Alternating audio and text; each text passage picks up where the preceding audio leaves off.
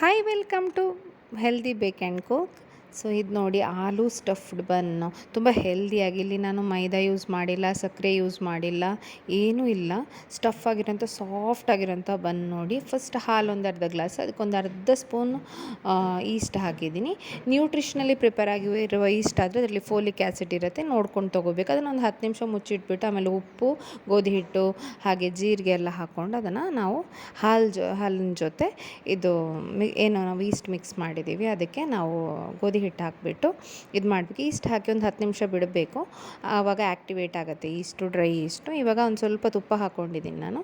ತುಪ್ಪ ಹಾಕ್ಕೊಂಡು ಅದನ್ನ ಚೆನ್ನಾಗಿ ಕಲಸಿ ಒಂದು 1 ಅವರ್ ಹಾಗೆ ಬಿಟ್ಟಿದ್ದೀನಿ. ಬೇಯಿಸ್ಕೊಂಡಿರೋ ಆಲೂಗಡ್ಡೆ, ಅದಕ್ಕೆ ಅರಿಶಿನ, ಜೀರಿಗೆ ಹಾಗೆ ಸಾಂಬಾರು ಪುಡಿ, ಉಪ್ಪು ಹಾಗೆ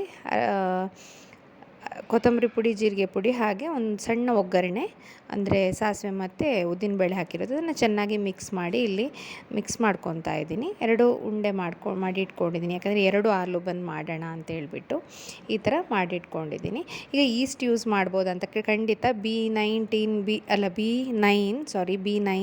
ಫೋಲಿಕ್ ಆ್ಯಸಿಡ್ ಇರುತ್ತೆ, ನ್ಯೂಟ್ರಿಷಲ್ಲಿ ಇದಾಗಿರೋವಂಥದ್ದು. ಸೊ ಪ್ರೀ ಹೀಟಿಗೆ ಇಟ್ಕೊತಾ ಇದ್ದೀನಿ.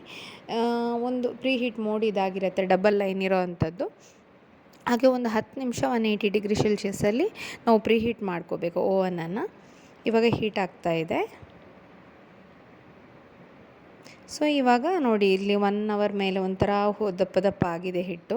ಈಸ್ಟ್ ಅದು ಫರ್ಮೆಂಟ್ ಆಗಿದೆ, ಆ್ಯಕ್ಟಿವೇಟ್ ಆಗಿ. ಸೊ ಇವಾಗ ಇದನ್ನು ಚೆನ್ನಾಗಿ ಲಟ್ಟಿಸ್ಕೋಬೇಕು. ಈಗ ಈಸ್ಟ್ ಬೇಕಿಂಗ್ ಪೌಡರ್ಗಿಂತ ನಾವು ಈಸ್ಟ್ ಯೂಸ್ ಮಾಡ್ಬೋದು.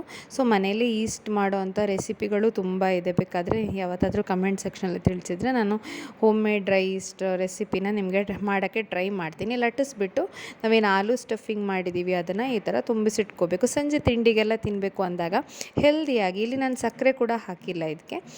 ಖಾರ ಬನ್ನಾಗಿತ್ತು, ಇದು ಖಾರ ಆಲೂ ಸ್ಟಫ್ಡ್ ಬನ್ನಾಗಿತ್ತು. ಒಂಥರ ಸಂಜೆ ತಿಂಡಿಗೆ ಅಥವಾ ಯಾರಾದರೂ ಗೆಸ್ಟ್ ಬಂದರೆ ಕ್ವಿಕ್ಕಾಗಿ ಮಾಡ್ಬೋದು. ಒಂದು 1 ಅವರ್ ಮೊದಲೇ, ಅಥವಾ ಬರ್ತಾರೆ ಅಂತ ಹೇಳಿದರೆ ನಾವು 1 ಅವರ್ ಮೊದಲೇ ಹಿಟ್ಟೊಂದು ಕಲಸಿಟ್ಬಿಟ್ರೆ ಸೀದಾ ಬೇಗ ಮಾಡ್ಕೋಬೋದು. ಸೊ ಇದೇ ಥರ 2 ಆಲೂ ಸ್ಟಫ್ ಮಾಡಿಕೊಂಡು ಗೋಧಿ ಹಿಟ್ಟು ಯೂಸ್ ಮಾಡಿದ್ದೀನಿ. ಇಲ್ಲಿ ಮೈದಾ ಇಲ್ಲ, ಸಕ್ಕರೆ ಇಲ್ಲ, ಏನೂ ಇಲ್ಲ. ಏನೇ ತಿನ್ನೋದಿದ್ರು ಒಂಥರ ಹೆಲ್ದಿಯಾಗಿ ಆರೋಗ್ಯಕರವಾಗಿ ತಿಂದರೆ ತುಂಬ ಚೆನ್ನಾಗಿರುತ್ತೆ ಆರೋಗ್ಯಕ್ಕೆ. ನೋಡಿ ಎಷ್ಟು ಚೆನ್ನಾಗಿ ಈ ಥರ ಬಂದಿದೆ ಅಂತ.